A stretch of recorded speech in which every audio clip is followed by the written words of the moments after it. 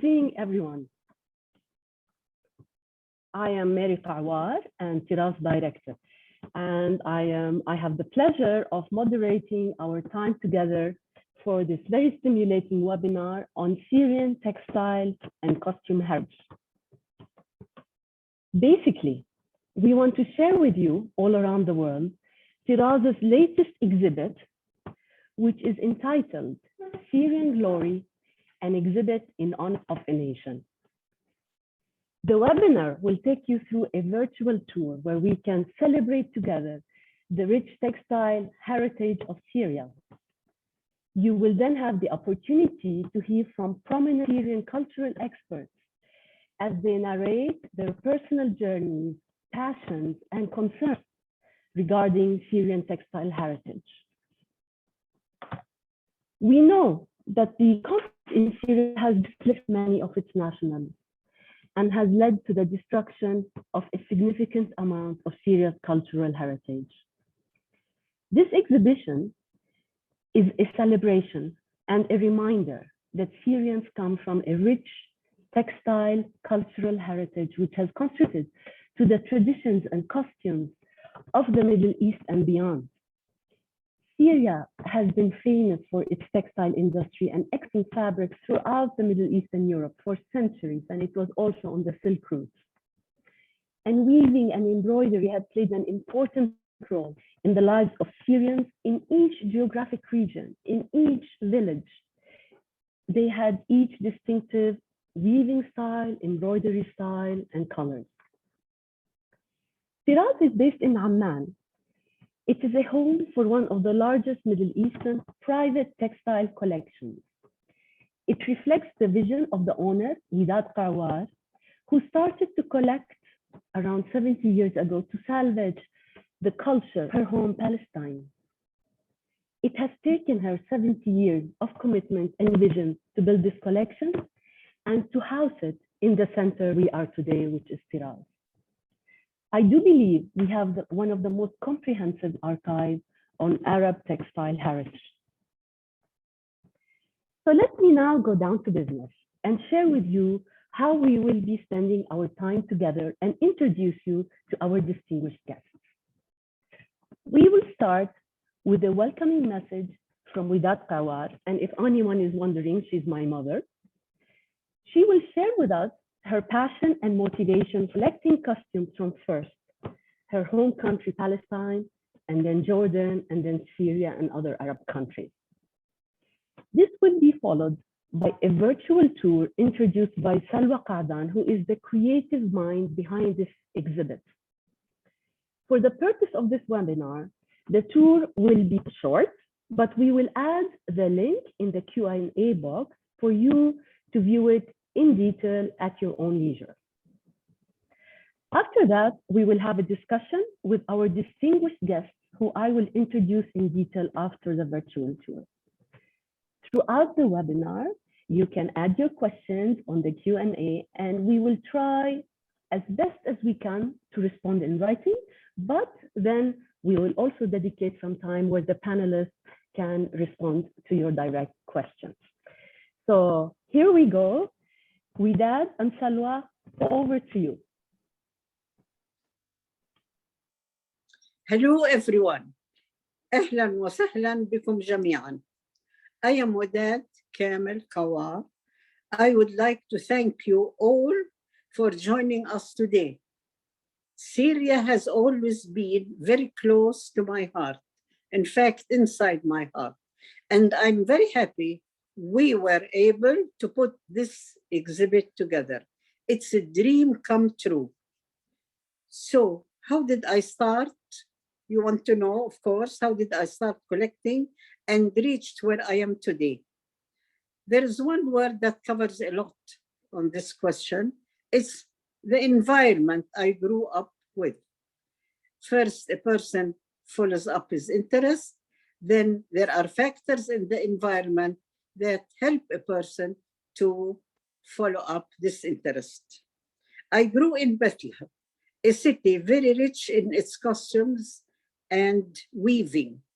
And I was always enchanted by the woman's dress, especially on market days when people also descended from the neighboring villages to sell their vegetable products and to buy silk threads. I went to college in Beirut after finishing my boarding school in Ramallah.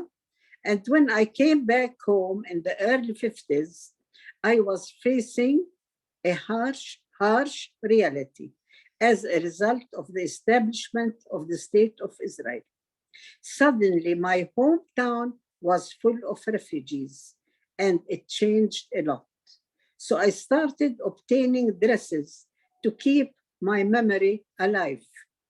What helped is that my mother came from a village near Ramallah, in Ramallah area, where family members would also give me costumes and pieces of heritage. And they were very special because I could document them easily. When I married, my husband Kamel and me moved to Amman.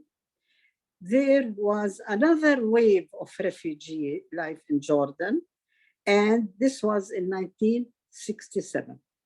At this point, I started to obtain dresses. I saw how serious heritage is under, and the stories behind them with more focus and purpose. It was very important from the beginning. I knew that whatever you buy in heritage, you must document. You must get the stories behind that piece, always. It was my own way.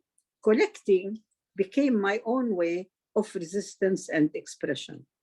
My interest grew beyond the Palestinian dresses to include Jordanian dresses and Bedouin weaving, not because it was under a political threat, but the threat of lost information due to quick modernization.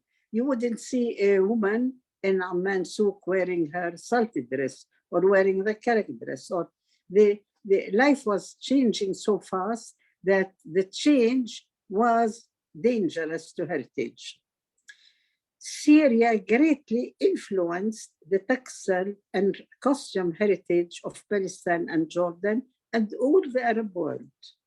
And that is why over the years, it was very natural for me and some others to expand our interest to Syria.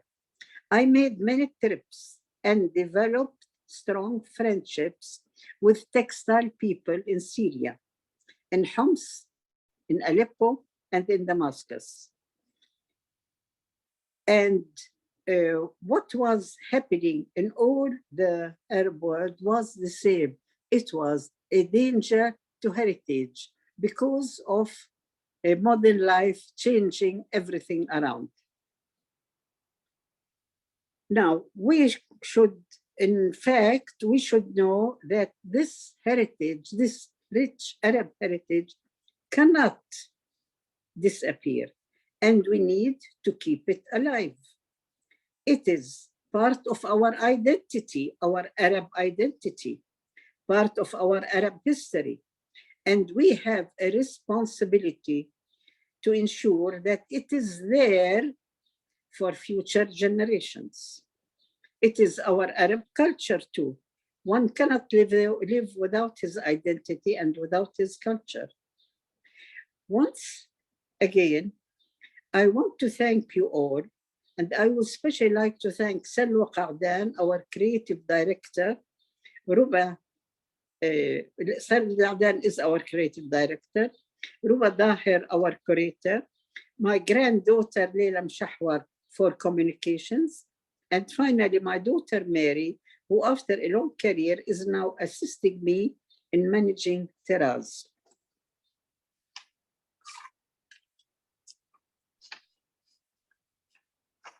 Thank you. Now we go to Salwa, who will take us through the virtual tour. Yeah. Hello, good evening. I'm very happy to share with you the virtual tour of our Syrian Glory exhibition. The exhibit is basically based on 4 main components. First, we have a Syrian market experience, where we made a replica of a typical Syrian textile shop, like they are now in the famous covered markets, souks in the big cities, for example, Souk al-Hamadiyya in Damascus or Khan al-Wazir in Aleppo. Secondly, we are showcasing with a hands-on experience some of the most famous Syrian textile techniques, where we have put different fabric samples next to each other, this explanation on the techniques on the wall. This includes, of course, textile printing, like block printing, dyeing techniques like planji and tie-dyes, many woven samples like the famous ikats, brocades, jacquards, sayas, and arabanis. We are also featuring the different embroidery styles which were commonly used. The third component is to showcase the variety of costume styles across the different geographic areas in Syria. Here we created a map, and according to region, we placed the costumes on it. However, the visitor can see a selected variety of dresses in a reel on the podium beside it, representing all area of Syria. Finally, in the fourth component, we created a Syrian bath hammam experience. In the hammam area, we also added a section which we call the women's world, where we focus on the private belongings of an urban woman with beauty-related stuff. So now please enjoy the virtual tour.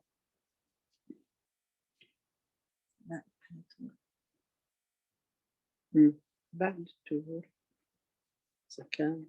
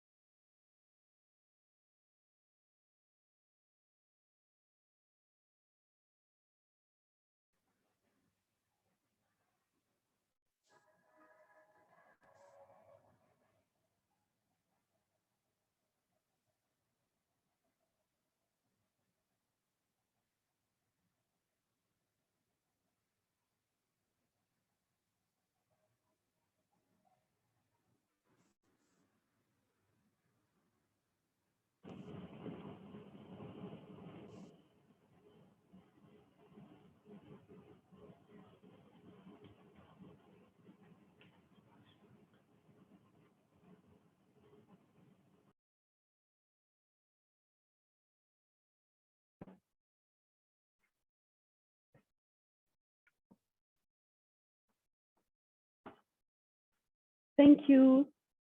I hope everyone enjoyed this a little what we call a taster of the virtual tour.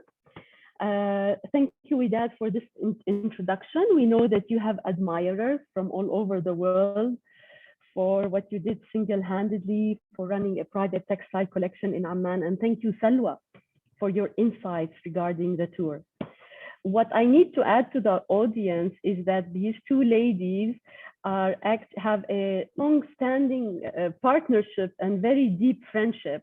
It would have been very difficult to have each one alone. So the fact that they were sitting next to each other is very natural. Okay, so now we move to the second segment. And it is a great honor for me to start introducing our distinguished panelists.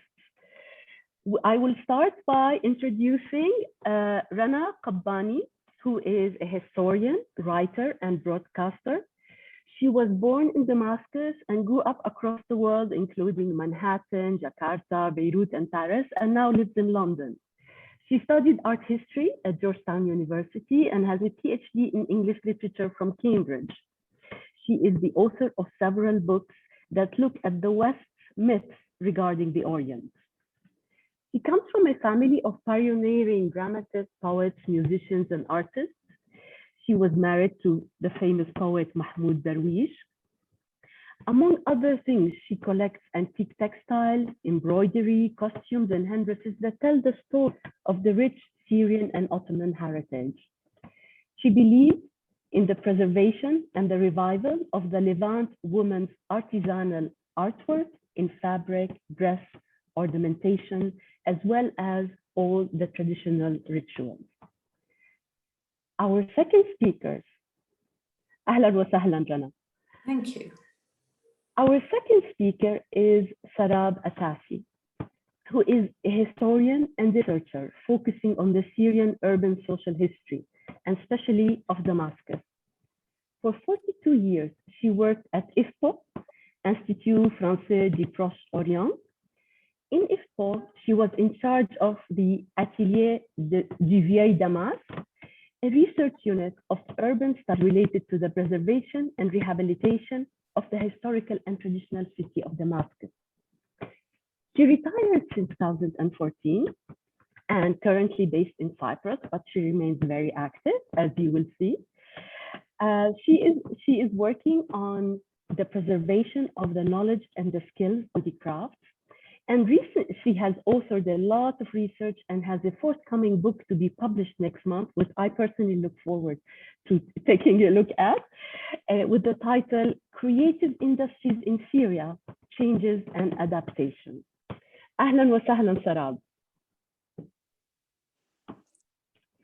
Our third panelist is Alma Salim, who is an independent curator and cultural advisor, and has produced numerous cultural projects across all arts across the world. She currently manages her own advisory office focusing on heritage protection and art management services based in Canada. Her career started also, like Sarab, in IFPO, archiving and establishing the first Levantine digital images bank. And later, she worked for over a decade with the British Council, leading the Middle East and North Africa regional arts programming.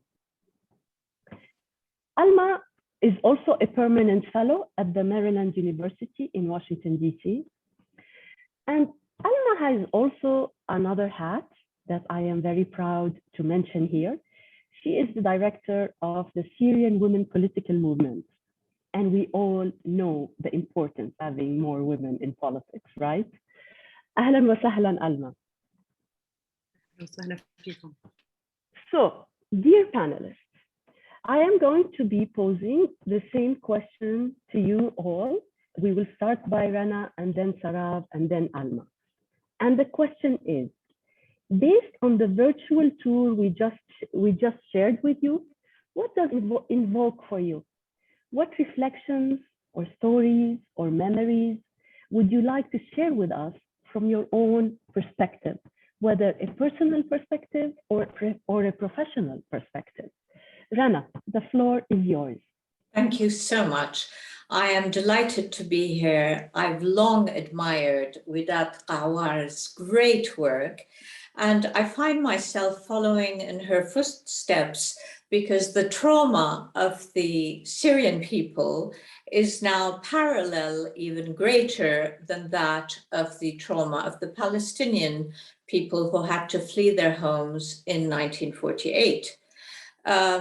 I will pick up on the word trauma to say, for example, that what I'm wearing now is the traditional embroidery of the Damascus countryside, especially the area of Ghouta, Ghouta was not only the garden of the people of Damascus, it was also where we got our food from, and our fruit in particular. So with that, Qawar's speaking about the women who came to market dressed in their traditional clothes is very evocative for me, because we went across all the villages outside Damascus, although I personally come from a very urban, very educated, including the women being educated, and city family. I had the great chance of being able to learn about the rest of my country before it was destroyed. Being the older, I think, among you, I have a memory of pre-Ba'athist Syria. Now, pre-Ba'athist Syria is a country that continued very much long after the fall of the Ottoman Empire to live according to the etiquette and the mannerisms and the dress of that vanished empire. So that in the house I was born in, my grandmother's house, Salwa al-Ghazi, who came from a great legal and political family, and whose cousin wrote the first Syrian constitution, Ottoman fabric was essential to our life. So that when women married, they unbundled their trousseau, which had started being sewn for them when they were born. This is, for example, the area my father's family is from. It's called Medent al-Shahm, and it's in the Sharour area of Damascus, of old Damascus, of course. They would take the trousseau of their clothing in velvet bundles. The chests behind me, which you very kindly photographed, are the mother of pearl and bone chests that were bought by middle class or well-to-do families for each daughter who arrived, and they began sewing things for her marriage from the time of her birth. So these drawers are extremely evocative, and they would be filled so that a hammal or a person who carried furniture would take it from the home of the bride's family to the home of her husband, because she would ultimately live in the home of her husband. So that was a tradition I grew up with that was very much still obvious in everything we did and everything we wore. And I myself was so moved to see the exhibition you have put together to honor our beautiful and now obliterated country. And this is a better frontal view of those chests. Mine are still filled with pieces of sarma. This is what hangs above my bed. It is the wedding dress of my great-grandmother, Zainab al-Nabulsi, from the great Abdul Ghani al-Nabulsi family, one of the great philosophers of Islam. What is more interesting than the front, which you will all have seen and which you have examples of in the exhibition, is the inside, which is made out of pure silk and dyed naturally with turmeric. So it's a rather orange yellow, and it looks fabulous. Maybe we could have the next picture. This is a detail of it. Now, each of these dresses would have a particular design, and the women of the family would choose it. This is the flower basket, because roses in Islamic culture and in Damascus culture in particular, whatever religion you were, was very important, simply because Damascus gave the world the Rosa Damascena, which grows everywhere, including in my London garden, and which is used to make perfume and was used traditionally according to the Hadith and to the Sirah Nabawiyah to scent the beard of the Prophet, because he was known to love beautiful smells. May we have, yes. Now this is my absolute favorite, although I'm not from Aleppo, I'm from Damascus, the two competitive great cities of Syria. These are the abayas that we all wore at home. I had one in blue and green.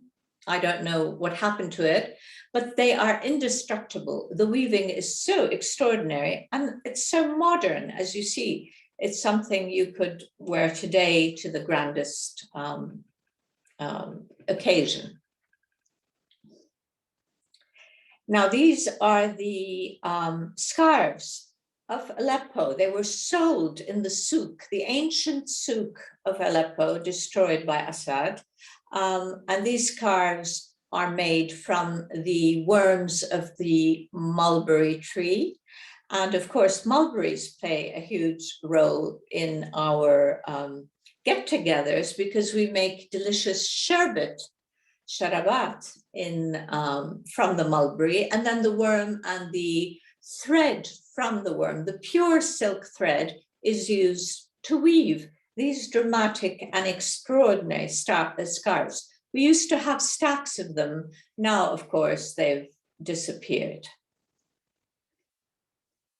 This is the pelmet of the room where my ancestors' bridal chamber was. It is very much in the Ottoman tradition, but it is made in Damascus.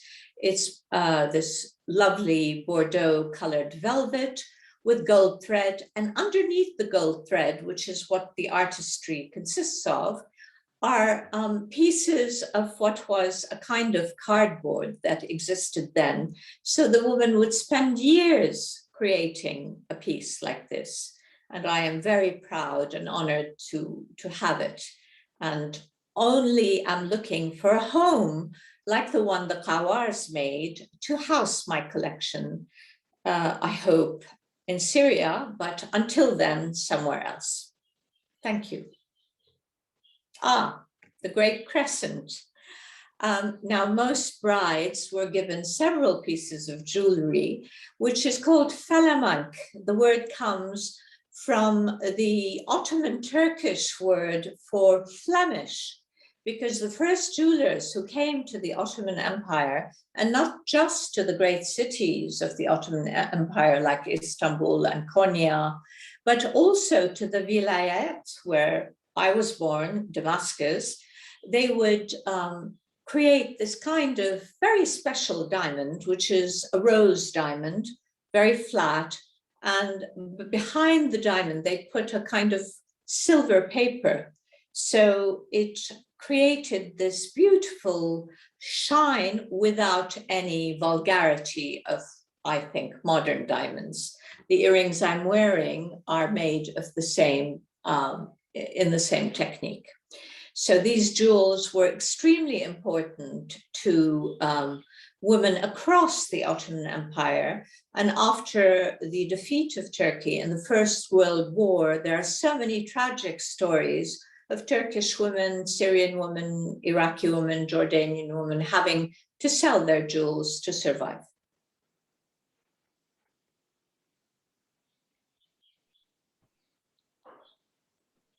Thank you so much, Rana, for sharing with us this, I can say, personal journey about your family, while also telling us a bit of the history in the post-Ottoman era Syria. So now it's my pleasure to move to Sarab. So Sarab, what does this virtual tour invoke for you? What are your reflections that you would like to share with us? Mary. The floor is yours, Sarab. Thank you. Thank you. Thank you for inviting me to participate in the presentation of your exhibition dedicated to Syria. And it was very thoughtful from Tiraz, of the team of Tiraz, and Madame Widat Kawar, while Syria is trying with difficulty to stand up and recover from 10 years of war, to remind the world community that the Syrians have cultural and historical patrimony needs to be sustained and protected. I want to apologize about my awkward English. I hope it's not very awkward, and I hope you will be indulgent with me. Not at all. Feel free. Fine, yes. I try to be slow a little bit. Your theme is the celebration and presentation of the rich textile heritage, embroideries and costumes of Syria. I am not a specialist in the field, although the Syrian cultural heritage, the urban heritage, mainly of the city of Damascus, have been in the center of my life and of my work for many years. I have spent years studying another kind of textile, the urban fabric of the old city of Damascus. The network of its small lanes, the traditional houses, all the houses, small and modest, rich and spacious. I can say that I knocked at nearly all the doors of the old city, intramuros and extramuros.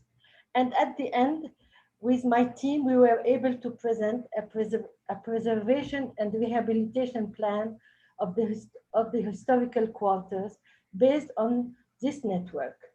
The monumental buildings being enveloped and protected within the urban fabric. In 1979, I founded the Atelier du Vieux Damas. It was important to have at IFEAD, French Institute of Arab Studies at the time, an activity relating to the prospection and urban study of the historical city of Damascus. This research was a part of a long tradition of cooperation and exchanges with the Directorate of the DGAMS, as we call it, the Directorate General of Antiquities and Museums in Syria. With a modest team, we created a documentation and research unit dedicated to the city of Damascus. As we developed a system of data based on the cadastral maps. In parallel, a continuous field prospection was recorded. This work was very important because these field prospections allowed us, in parallel to the discovery of the housings and so on, to discover the handicraft atelier and record their activities. It was very, very interesting and important at the period. Documenting with methodology the traditional industries and arts was scarce at the time. We had mostly personal initiatives and very rarely social science experts. While I was looking in detail to the Tiraz exhibition, prepared with care and attention, I loved all the details. The dispatch of the Saye exactly in Souk al-Khayatin next to the mausoleum of Nuruddin, the wall prepared by Selwa with all examples of textiles, etc., etc. Your work brought me back to one person to whom I want to pay tribute, a person that I had the chance to have as a friend, Shafiq al-Imam. Oh. It's very important to mention Shafiq. Thank you. I remember the role of Shafiq al-Imam and his passion for the Syrian patrimony when he started alone in the Azam Palace, the first museum of arts, customs, and folk traditions. There began the work of collecting, documenting a variety of examples of traditional arts and industries. And among many items, an impressive collection of costumes and textiles. Among many, many other things, he started this collection and spent years collecting it. I met Shafiq al-Imam in the early 70s. Perhaps Madame Widat Qawa have met him, I don't know, but as I see, Rana knows him. So while I met Shafi while we were fighting the acceleration of changes in the old city of Damascus. At the time, the idea of a cooperation with IFEAD, with the French Institute, was developed to study the traditional industries. We spent 3 years to complete then an extensive study of the traditional glass industry. And we started a research on the manufacture of fine wood with mother of pearl inlay. I still have the document and it needs to be published. I visited him often in the palace. I remember quite well the important collection of Bedouin and village dresses with embroidery, the different textiles, the hammam luxury, so many things, Yani, and I believe that something must be done about this very important collection that remains in the Azam Palace today. I have noticed during the virtual tour that you presented a space devoted to hammam, to the hammam, or traditional public bath. Mm. Of course, the different hammam towels were among the woven cotton and silk textiles selected and presented. You could find them in Aleppo and Damascus, but the Madani family in Hama produced the best and most elegant towels. Unfortunately, with the war, the Madanis have lost their clients, and a lot of them came from Lebanon, from Jordan, and even from abroad. Between 2005 and 2011, our team was involved in 2 research programs of the European Union, Hammam and Hammamed. The Atelier du Vieux Damas pursued at the time a research on a sustainable rehabilitation and safeguarding of the traditional hammams in Damascus. We studied the hammams as a gift from the past to the future. Of the 20 hammams still existing in Damascus, 10 are working properly. Even during the war, I used to call my friends, even during the war, they were able to remain functioning. They were safe places where you could relax with a reasonable entrance fee. It was especially for men at the time.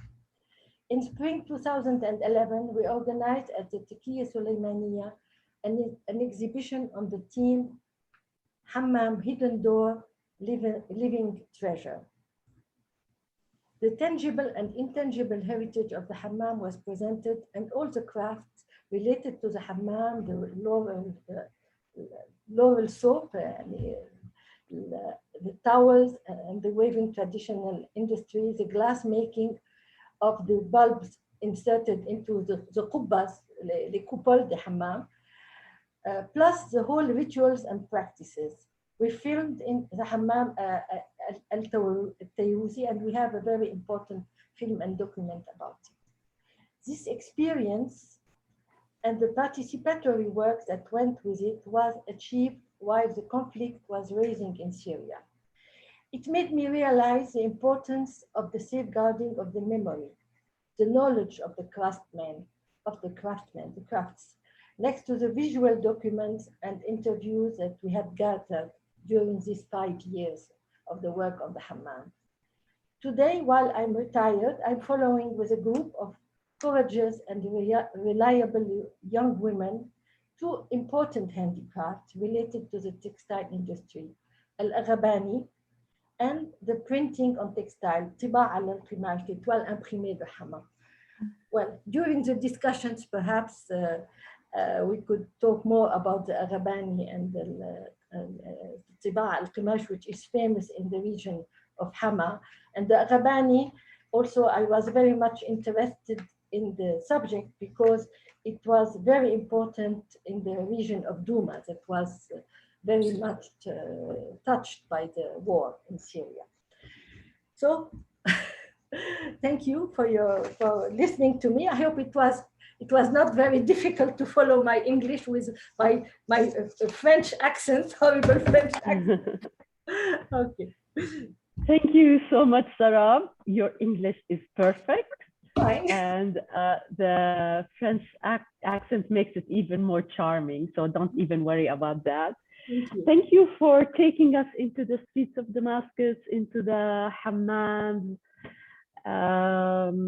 When you said that in your project that you knocked on every door in the city, I was quite jealous because we would always walk in Damascus, always dreaming what is behind those doors, and you don't get a lot of opportunity to see there. Thank you so much for this really fantastic description, and well done for working even after the conflict started and under all the challenges. Also, thank you for mentioning Sheikh al-Imam and the Madani family. You know, one has to keep those names alive. Yes, I saw a picture of Madame Qawar With the Madani family. Yes, with the Madani family. Yes, Yeah. yes. Too bad, we would have prepared it. It's a lovely photo. Anyway, so now we move to dear Alma, our third presenter, to hear about her reflections from the virtual tour. Good evening, everyone. First of all, I would like to acknowledge that I stand on First Nations lands of Montreal and that I'm hosted in it. You know, I start with this acknowledgement as a tradition of a Canadian tradition, but also to state that you know, where I stand today is embrace a very, very important tradition of the grandmothers. And, you know, the Syrian Glory exhibition brought me to this matriarchal place and reminded me that, I mean, textile has been a tradition mainly kept by women. It's true that men were, you know, maybe the ones who used to do the weaving on the knoll and so on, but the main heritage was kept, like we saw here with Rana and her loyalty to her family tradition, with Sarab and her wonderful work, and all the wonderful women of Syria who still are, you know, militant to still keep traces of this heritage that we have from, and we inherited from our grandmothers and mothers. First of all, I would like to thank you. I would like to thank Widad Qarwar for her dedication. I would like to thank you, Mary, for continuing the legacy. I'm so honored to be in the room with the wonderful women we present today. I'm back to that grandmother story, and since you asked us about personal stories, I'm a Damascene. I was born in Damascus. I consider myself as a Damascus, although my two parents are not Damascene. My mother is from Hama, my father is from Hawran, my grandmother is Lebanese, who left Lebanon to marry my grandfather, and she established the school of Hama and was its director. But also my mother's aunties, they were some of the most famous sewers of Hama. And I remember I was born, you know, in a house where textile and clothing and embroidery is so important, up to the point of being sacred. So I know when my mother touches a cloth, a robe, she makes sure that from the inside it's equally presentable as the outside. And those details made me appreciate more and more even the very thin thread, if I find one. You know, at the time, my grandpa, who was the Sheikh al-Saga of Hama, the jeweler of Hama, he used to say about my mother's hair as being of threads of gold. And that's why her aunties, they used to sew her, all her robes with threads of gold, in reference to that you know, myth about her hair.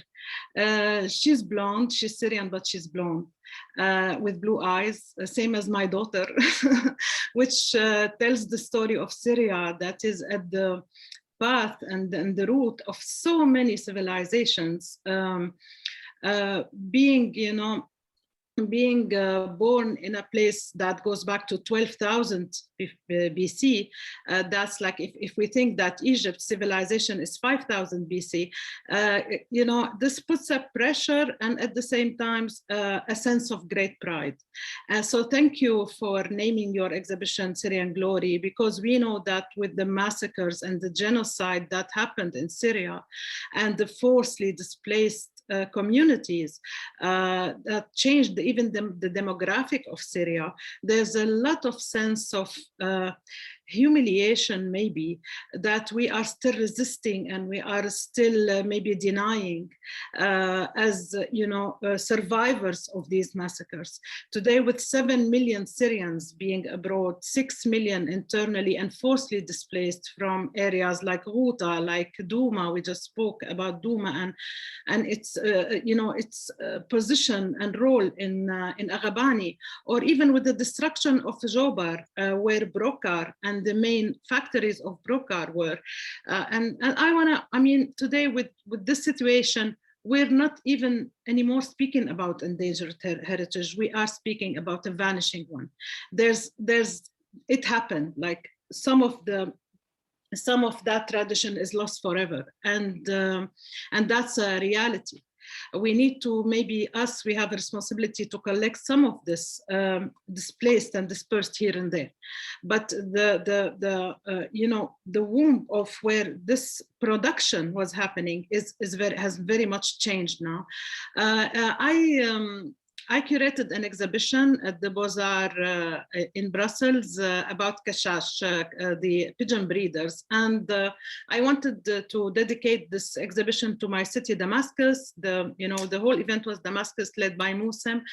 And to be able to represent my city, I created a golden cube that, you know, like conceptualized the temple of Damascus, its Umayyad mosque today, and you know, I was maybe trying to look for my temple, and for that I tried to bring Brokar from Damascus. So that's the personal story I really remember, and I was looking what's left, and I wanted specifically, you know, the Brokar comes in many patterns. So you have this, and many of them they carry stories. Omar al-Khayyam pattern, Sayyad, for example, Sayd, which is about hunting.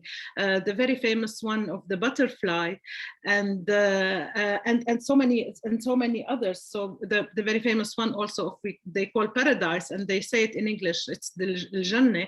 But I was looking for a very specific one called l'oiseau, the bird, and I only found 25 meters, and I wanted 32. So these were the last 25 meters, and this same I did, you know, I created curtains with it, and they are still now at the Beaux-Arts.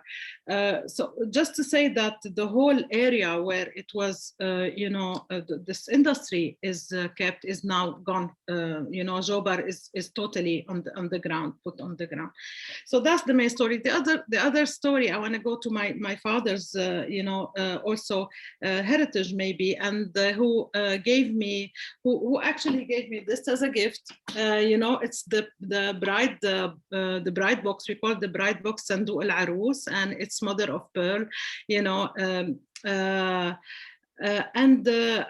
I shipped via Beirut to Halifax in Canada, and it was mainly the most important item to me to bring with me in my very long route to you know, to exile, I would say. It's not even immigration, it's an exile. So, and it means a lot to me. And in this box, you know, all those textiles were kept, all those that what Rana spoke about, which is, you know, like since the girl is born, we start collecting for her all those magnificent robes and dresses. And not only, it's very much also everything that is clothes that is used in a home. So from curtains to tablecloth and everything, all also is carried in that beautiful box. But also, since my dad comes from Horan, there was a beautiful story. He told me how my grandmother used to do, you know, the belt, the colorful belt of wool. So it's not only silk. Wool also was very much known as a material, and she used to do this in 2 sticks she put on the ground, and then she she holds with her feet, and then she starts weaving. That's the very, very primitive way of doing it, weaving with her all colors of thread to create that belt that she used to carry. And also there's a myth about my grandmother that she was on her horse riding in the fields, and and then she had to give birth, so she used that belt also to help her. She gave birth alone, and she brought the child and that belt helped her in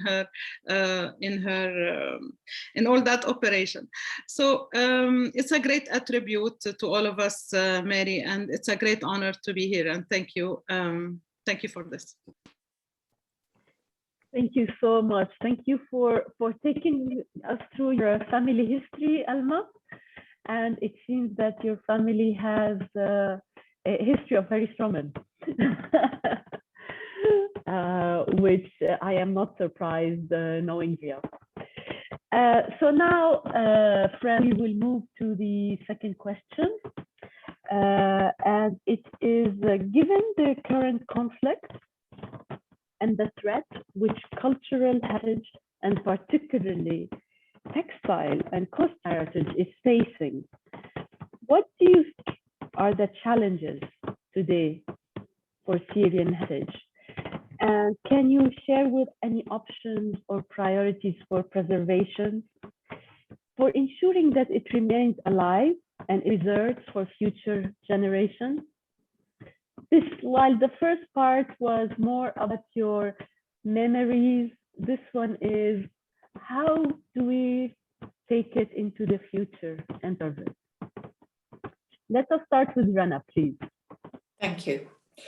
Well, I feel very strongly, especially being honored to be here, that we need, all of us, to start thinking where in the world we can contribute these collections that we've all gathered, and in the hope that at some point they can be taken back to Syria once this appalling genocidal regime goes.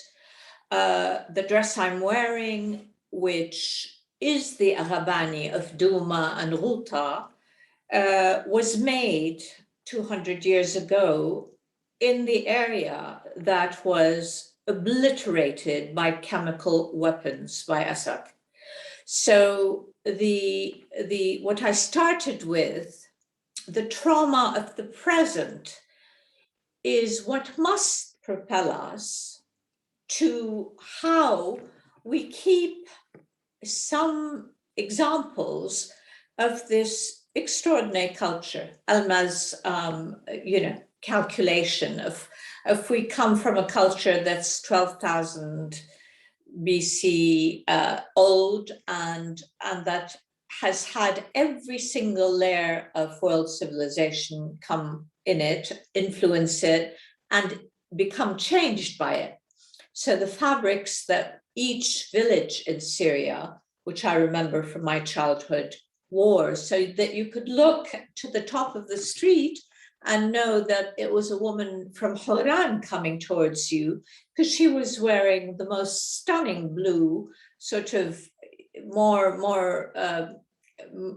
vivid than the blue of my walls behind me, with the lovely white headdress. Now the woman of Douma would wear a shashaf. So the diversity of clothing in Syria needs to be showcased in a way you've done so kindly for us today, but in a permanent manner. Now, where that is going to happen, I don't know. And it's something we need to work on very, very strongly, because that is all that remains of our culture. The problem with fascism is that it obliterates heritage. The reason it does that is because fascism, wherever it appears, is vulgar, is showy, is uneducated and brutal, and it creates nothing except violence. It never creates beauty. There is not one building in Syria built under the Ba'athist regime and the Assad family in particular that is of any worth architecturally or aesthetically. So this is true for fabric, this is true for our great industries of brocade, of damask, of wool, of abayas, the tie-dye of the Bedouins of the Syrian desert, including the Golan Heights, the areas in the mountains, which are now under occupation. There was a kind of tie-dye unknown anywhere in the world. The closest equivalent I've ever seen is one made in Japan. So these things are of such precious nature, and they are part of World Heritage, and they must be preserved somehow. And that is the open question. I hope someone listening will think of how we do this. We might be able to do with this in connection with your own wonderful museum. I don't know.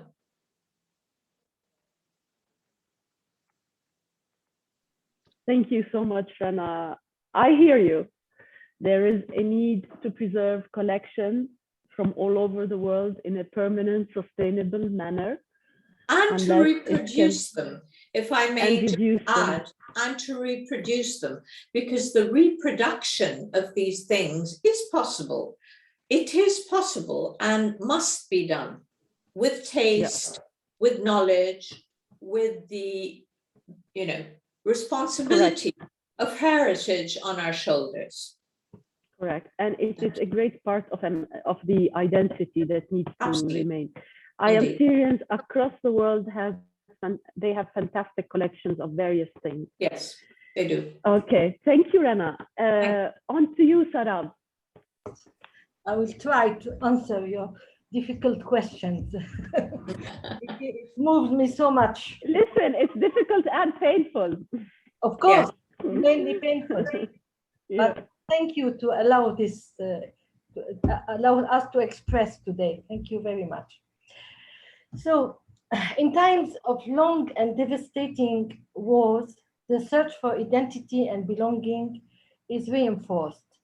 And the factors, conditions that establish such feelings becomes a need to confront the daily destructions, sometimes even the daily death.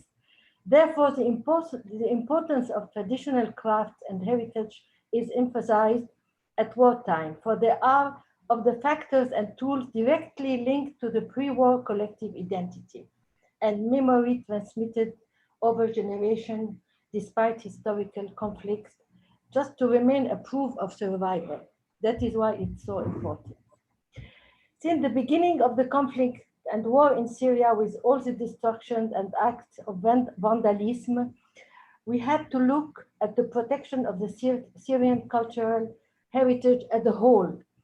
In fact, the damage caused by the war was not limited to sites, museums, historical monuments. No, UNESCO was very interested by this. But for us, it is mainly towns and villages that were partly or totally demolished, and this was the restoration of these entities that is important. So, for me, consigning the memory of these places is a national duty. This work will be vital and so important when the questions of reconstruction and preservation of the social cohesion and the return of the refugee will arise. Of course, in Syria, we have very complex situation.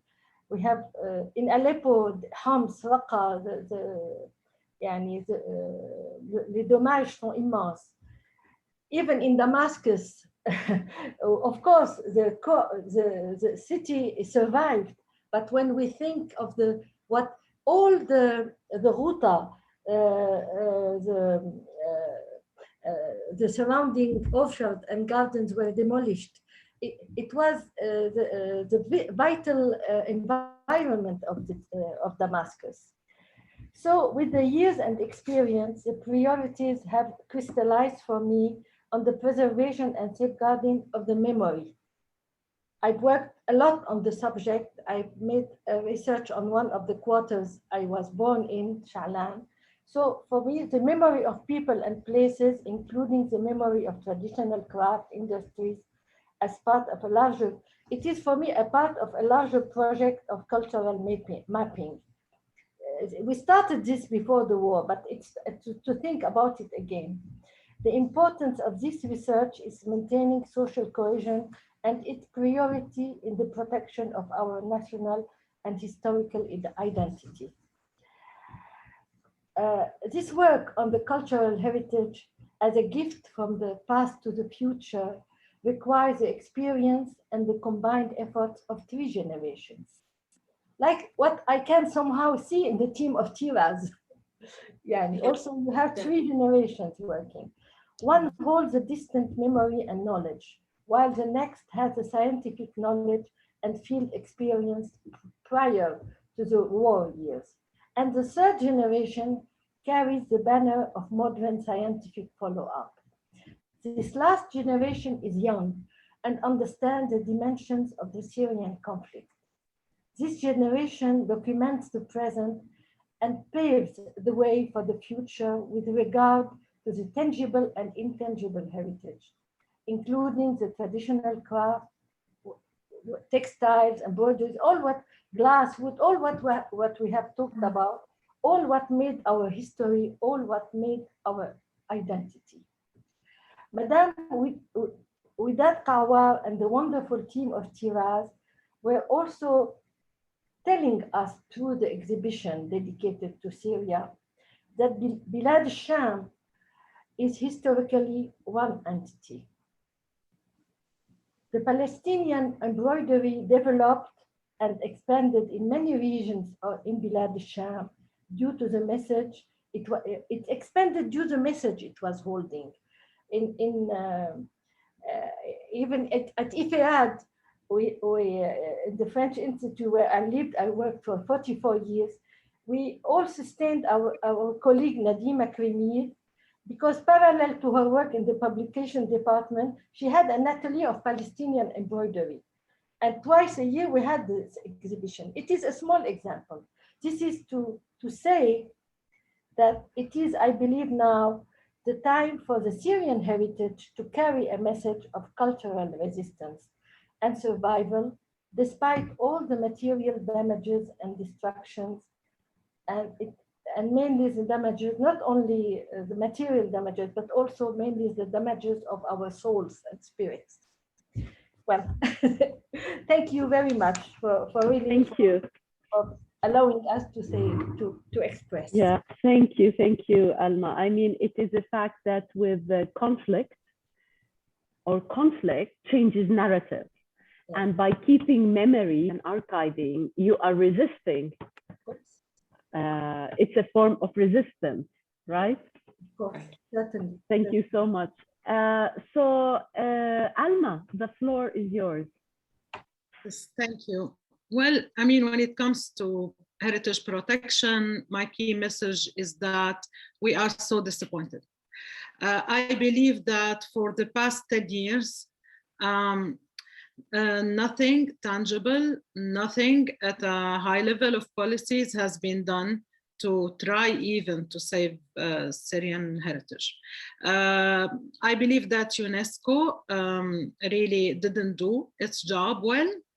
I have a very flagrant example in the year, we all remember Khalid al-Assad in 2015, the protector of Palmyra, as called, when he was assassinated. Around that time also, there was the very high risk against Palmyra as a heritage with the aircraft bombarding the city and killing its inhabitant. And we remember the role of the young archaeologists and the young people working at the museum to try to save what's there. You know, when it comes to textile, we need to also remember that the mummies of Palmyra, they were wrapped with the silkworm, you know,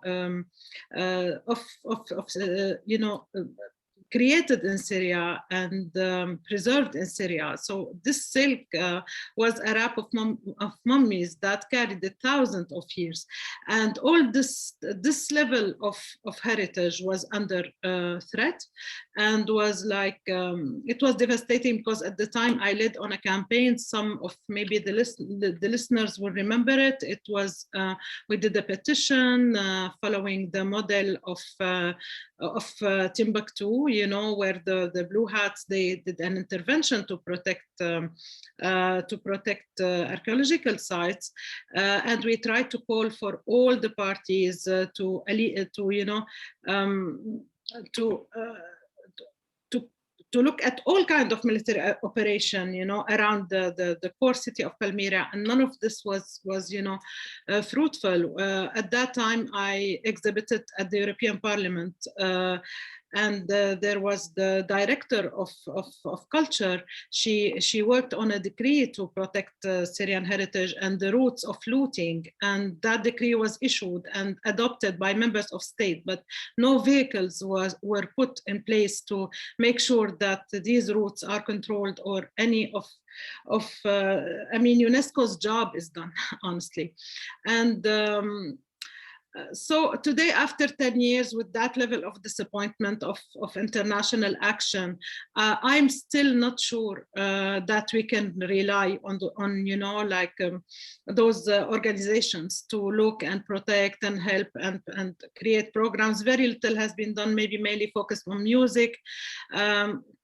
Among other very few initiatives to be fair to.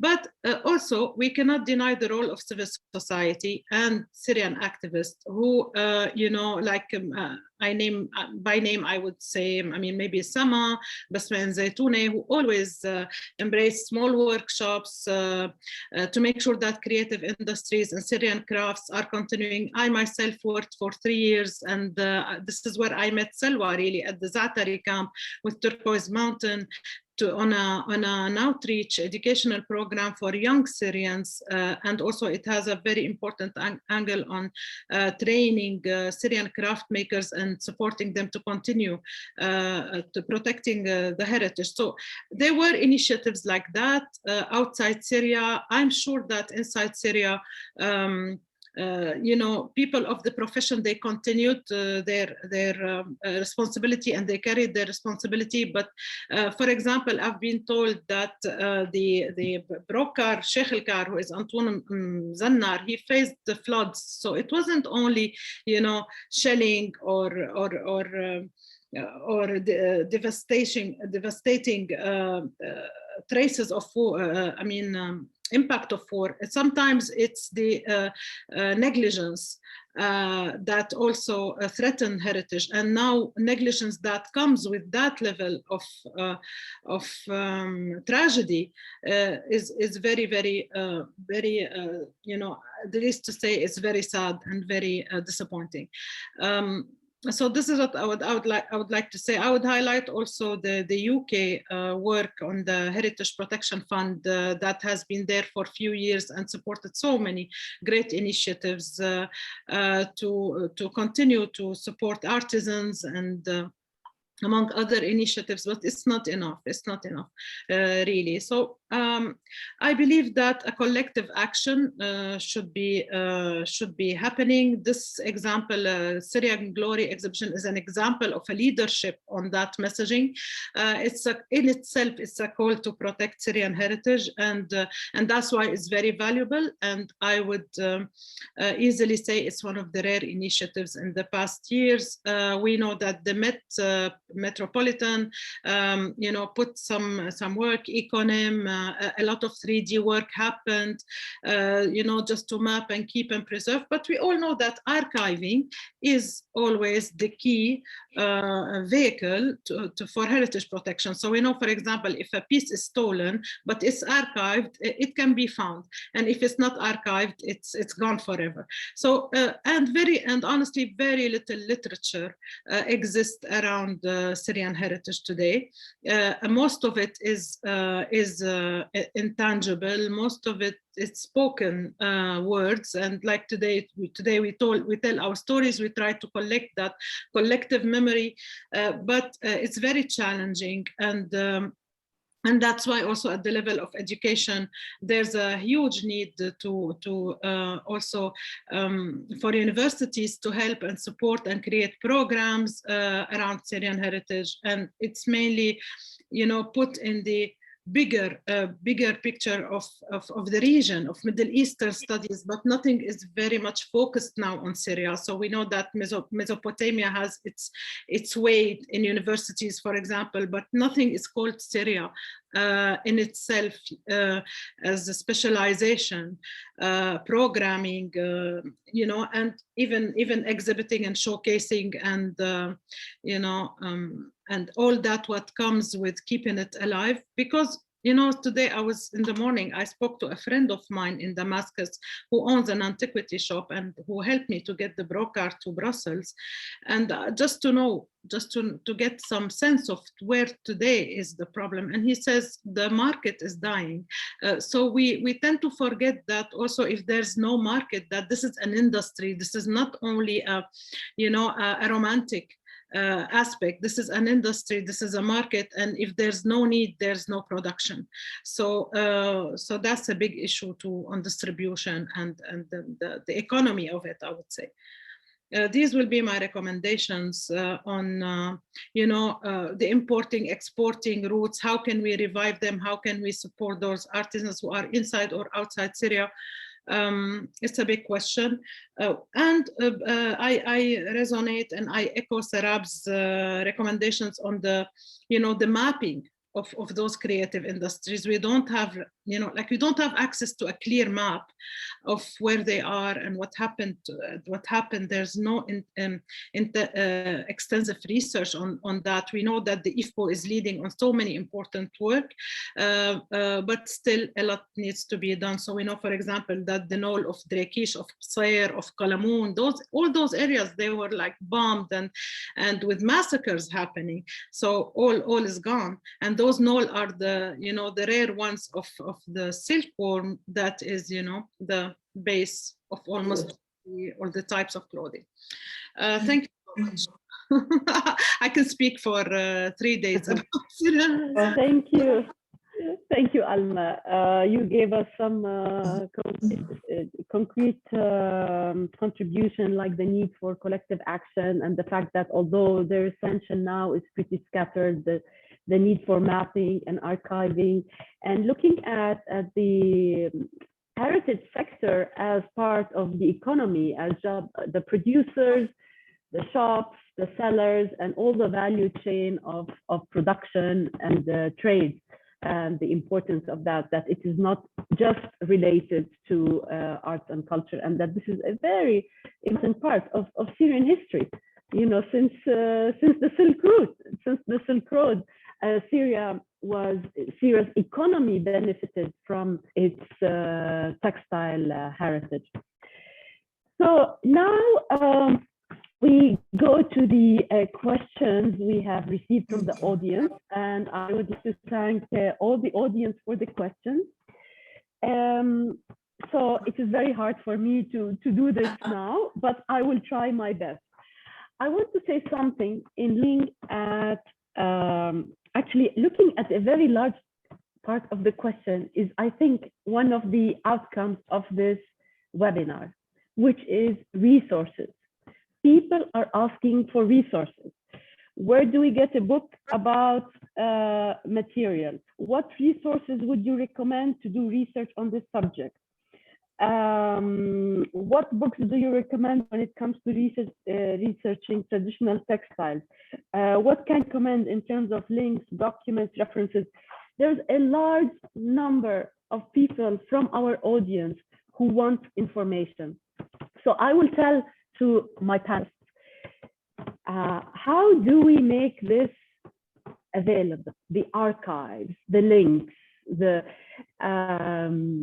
this is one big area we need to take forward together, probably after this webinar, of course. So also there was some particular questions that I hope the team here in Tiraz tried to answer. There is one question on how to replicate dresses. And I think this is a very important part. And I hope my mother will tell you about this.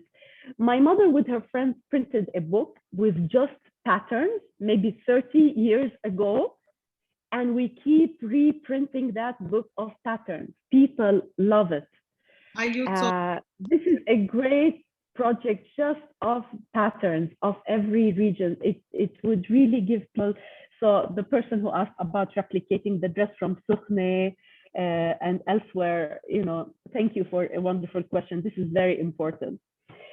A final question would maybe I will give to the panelists who would like to answer.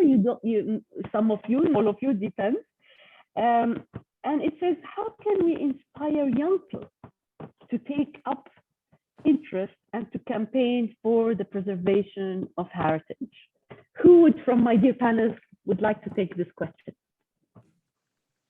Rana, please go ahead. I would like to begin. I hope the others will say something too.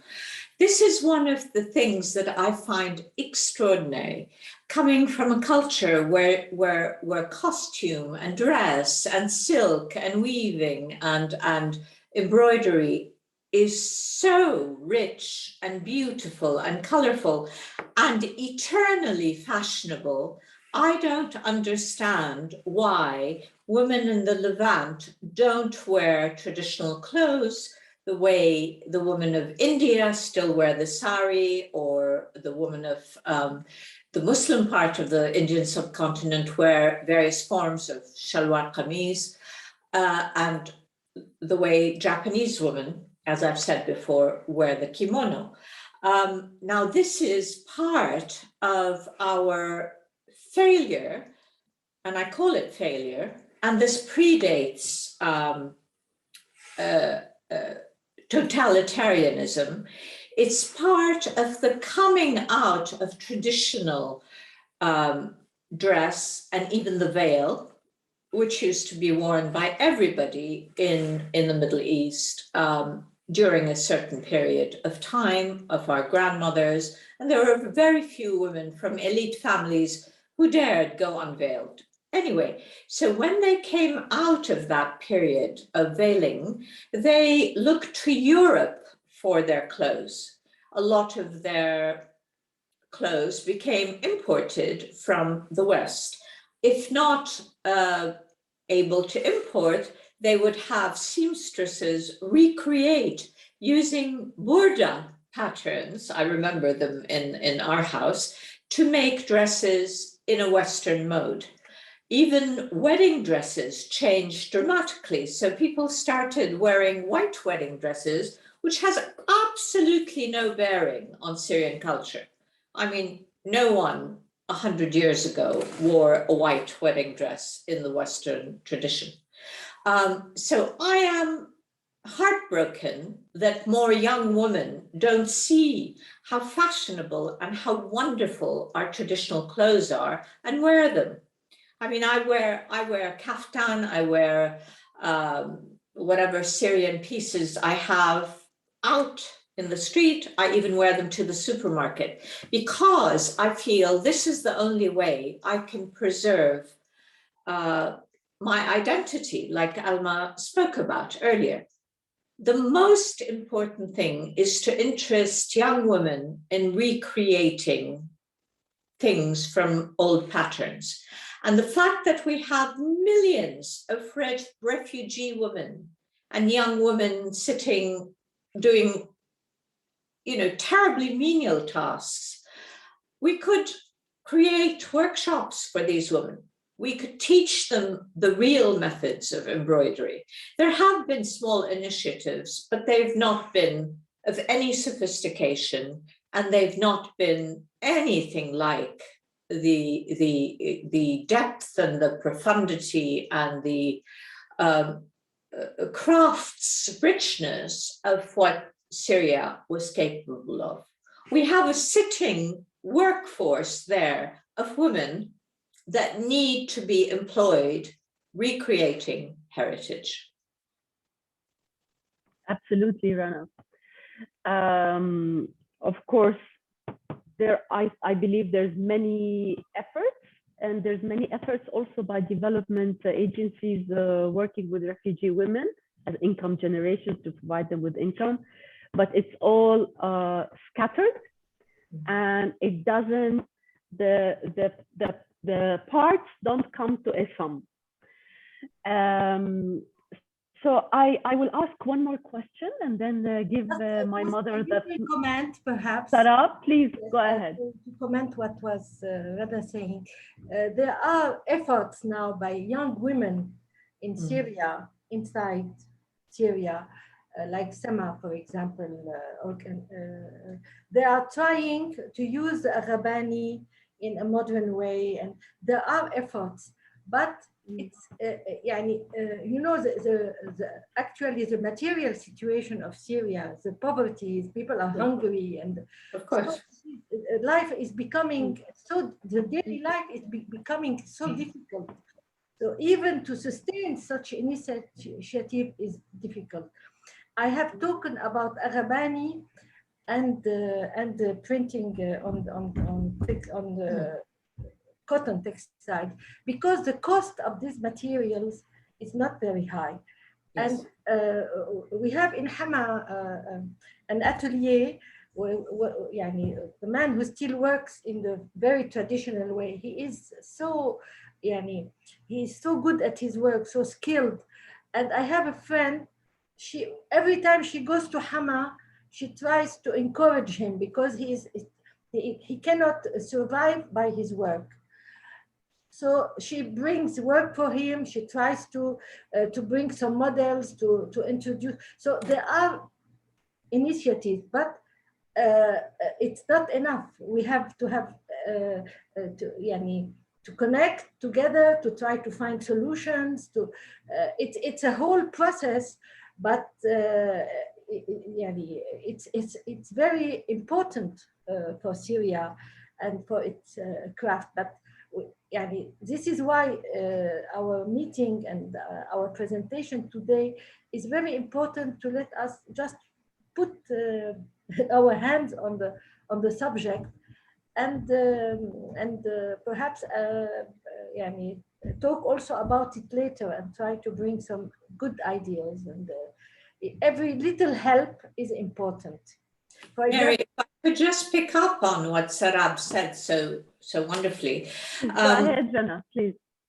The Hama cloth, the very inexpensive, rough cotton cloth that had the wonderful black imprints on it, which we used as shopping bags. I mean, the whole world now has turned to carrying organic material bags and not using plastic. But this was the way we were brought up, carrying these Hama bags to go and buy apples or oranges in the souk.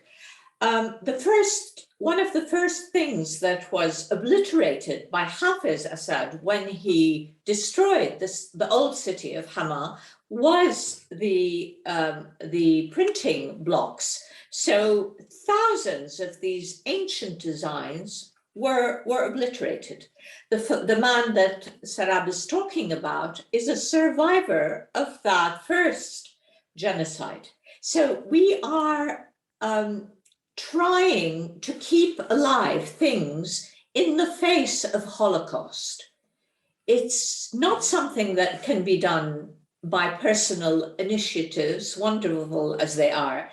It requires, creating maybe a kind of crowdfunding or a bank, a Syrian bank for the revival of heritage of all kinds, glass blowing, mother of pearl, Ghabani, velvet, embroidery, hama cloth, all these things, Aleppo scarves, abayas, you know, that requires skill and maybe even, you know, a place.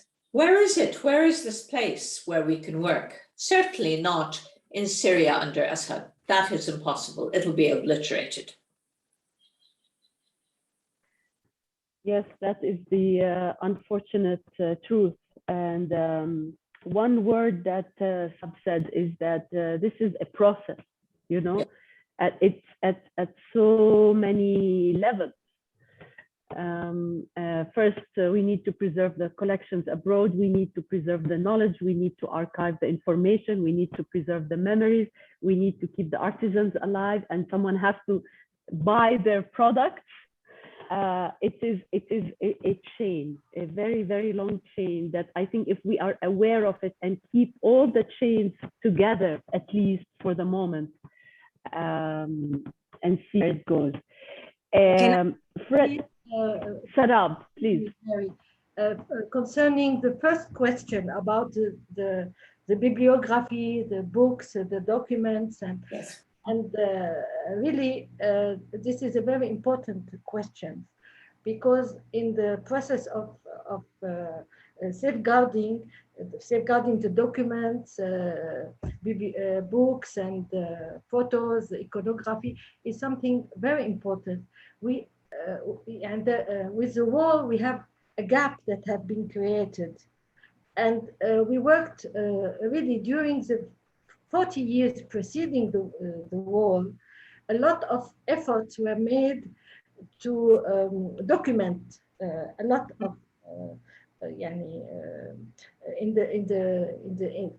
the French Institute, in the German Institute. For example, in the Atelier du Vieux Damas, all now is closed.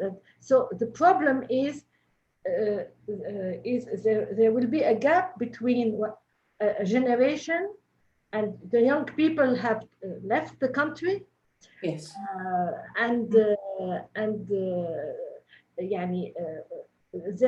This is why trying to do something about the subject is very important. You know, friends, let's talk about positive things and all the information you had shared with us and all your wonderful memories, and end this webinar on a good note. So first, I want to say that we had fantastic questions from the audience, but it's really difficult to answer all of them. So I would like to thank each and every person for these wonderful questions, and feel free to contact us at Tiraz. We will try to answer them or connect you with any of the speakers if you like. My mother has been waiting patiently. She would like to say something to all of us. So with that, the floor is yours. Sorry we made you wait, but we had so much to say.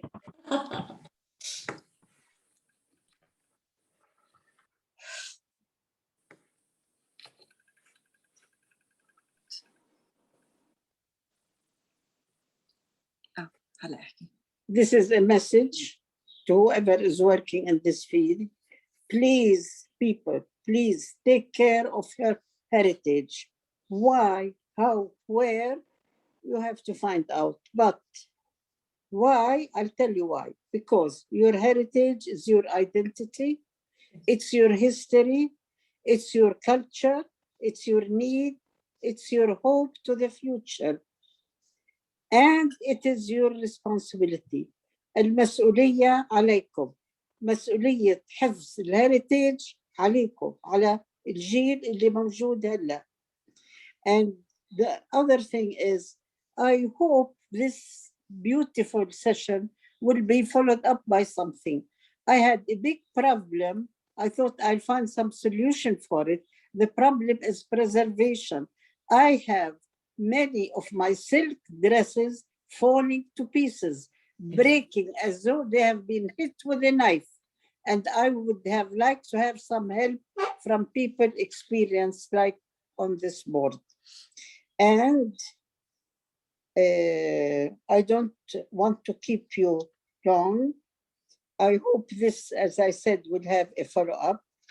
And أخيراً تحياتي لكل من اشترك في هذه الدورة الجيدة ولكل المشاهدين لهذا البرنامج أينما كانوا، وشكراً لكم جميعاً. That's all. شكراً وداد. ليك يا وداد خانم. طيب. Thank you. Thank you. So, panelist واحدة عندها دقيقة واحدة هلا. Rana, start. 1 minute if you have anything to say. I have been so moved by this webinar.